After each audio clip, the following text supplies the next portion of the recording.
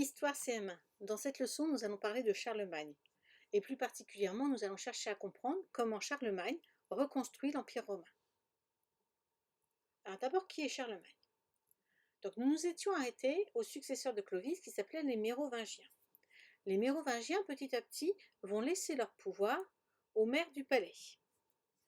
Ces maires du palais sont parfois de redoutables chefs de guerre. C'est en particulier le cas de Charles Martel.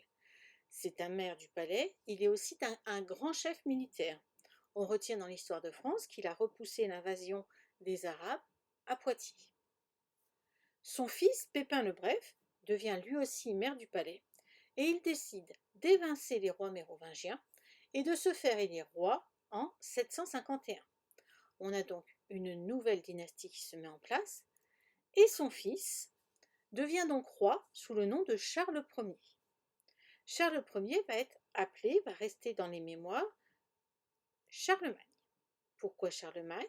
Cela vient du latin Carolus, qui veut dire Charles, et Magne, qui veut dire le grand. Donc Charles Ier dit Charlemagne, autrement dit Charles le Grand.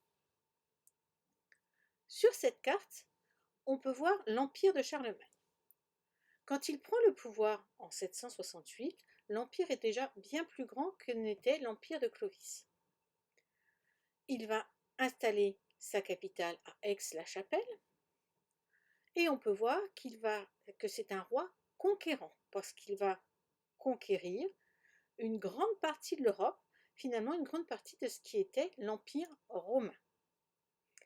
On voit aussi que même si les régions en vert clair ne font pas partie de l'Empire de Charlemagne, ils sont sous son influence.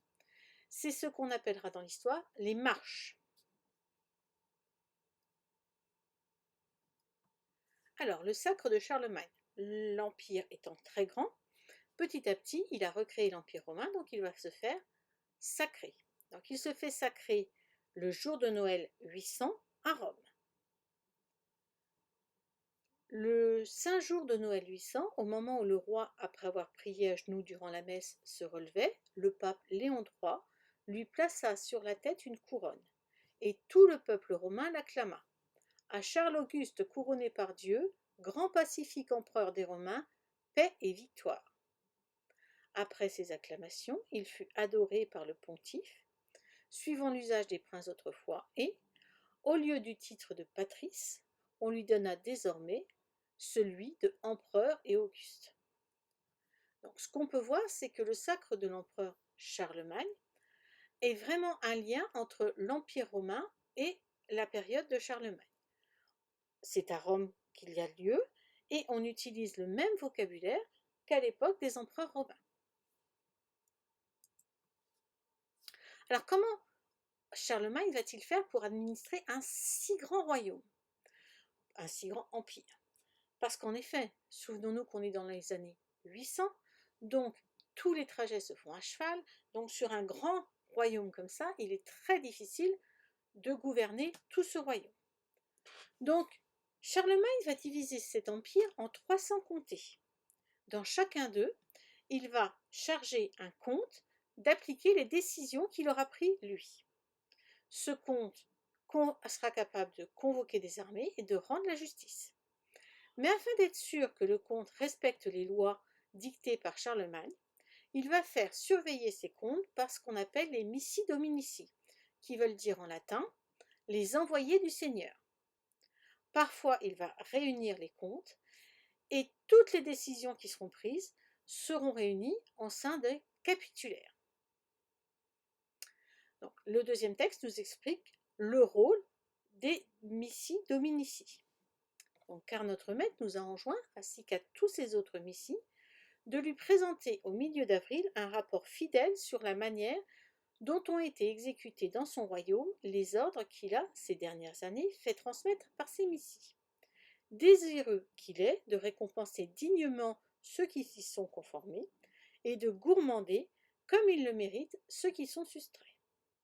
Donc, il réunit régulièrement les missi dominici qui font des rapports sur les comptes et il y a un système de récompense et de punition pour être sûr que l'empire est réellement administré comme le veut Charlemagne. Et l'école. Vous avez tous déjà entendu la chanson, qui a eu cette idée folle un jour d'inventer l'école. Est-ce que réellement Charlemagne a inventé l'école? Alors d'abord, on peut répondre non, puisque l'école existait déjà sous l'Empire romain.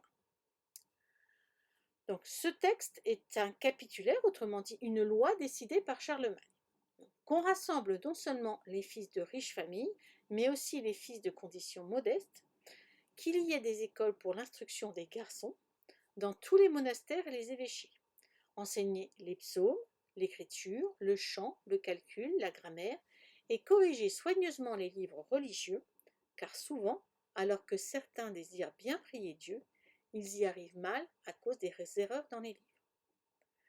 Donc oui, quelque part, Charlemagne va créer des écoles, mais on est très loin de l'école telle qu'on la connaît aujourd'hui. D'abord, on peut noter que seuls les garçons auront une instruction, mais par contre, on peut noter l'effort puisqu'il y aura à la fois les riches familles et des fils de conditions un peu plus modestes. À noter que ces écoles seront donc gouvernées dans les monastères et les évêchés, donc autrement dit par le clergé, par les religieux. Donc Charlemagne a bel et bien été un empereur.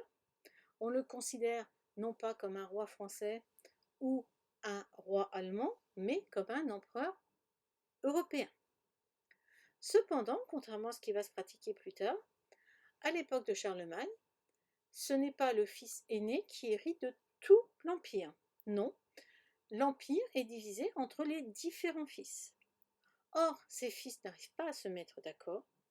Ce sera finalement les petits-fils de Charlemagne qui vont réussir à se mettre d'accord par le traité de Verdun, et donc l'empire sera coupé en 3 parties, avec à l'ouest la Francie occidentale, qui est donc le noyau de ce qui va devenir ensuite le royaume de France. À retenir donc sur cette leçon que les rois mérovingiens, autrement dit les descendants de Clovis, laissent peu à peu le pouvoir aux maires du palais. L'un d'entre eux, Pépin le Bref, prend le pouvoir définitivement et se fait élire roi en 751. À sa mort en 768, c'est son fils Charles qui lui succède sous le nom de Charles Ier ou encore Charlemagne. Charles agrandit le royaume en remportant de nombreuses victoires. En l'an 800, le jour de Noël, le pape le couronne empereur à Rome. Il est alors à la tête d'un immense empire qui couvre une grande partie de l'Europe. En effet, si on regarde par rapport à l'Europe actuelle, on voit que son empire couvre la France, l'Allemagne, la Suisse, la Belgique, une bonne partie de l'Italie, une bonne partie de l'Autriche aussi. Pour contrôler un tel empire, composé de peuples et de cultures différentes, Charlemagne nomme des comtes dont le rôle est de rendre la justice, de percevoir les impôts et de lever des troupes. Mais il les fait surveiller par des employés qu'on appelle les missi dominici. Charlemagne prévoit dès 806 le partage de l'empire entre ses 3 fils. Mais lorsqu'il meurt en 814, ses 3 fils n'arrivent pas à respecter ce qu'avait prévu leur père. Donc son empire ne sera finalement partagé qu'en 843 entre ses 3 petits-fils lors du traité de Verdun. Donc dans cette leçon, le vocabulaire important est missi dominici, qui veut dire envoyé du maître. Ce sont des personnages envoyés par l'empereur pour surveiller les comptes.